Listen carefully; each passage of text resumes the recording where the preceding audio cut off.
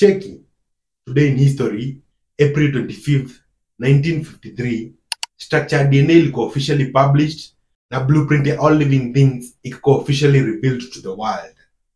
James Watson na Francis Crick walipublish a short paper kwa journal inaitwa Nature wakidai DNA iko na shape ya double helix. Walijenga model inashow vile DNA hubeba genetic information. Kabla hii discovery, scientists walikuwa wanajua DNA iko, lakini wako na clue vile inafanya kazi.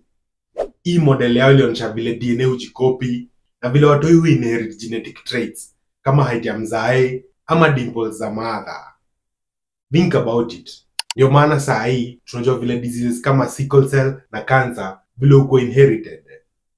According to the Genetics Society, hii discovery ilileta mambo kama DNA fingerprinting yenye hutumiwa kwa crime scenes.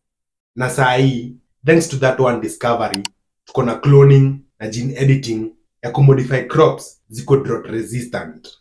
Hiyo ni big deal, especially huku Africa. So next time ukisikia DNA kwa zile movies za FBI, kumbuka ilianza leo.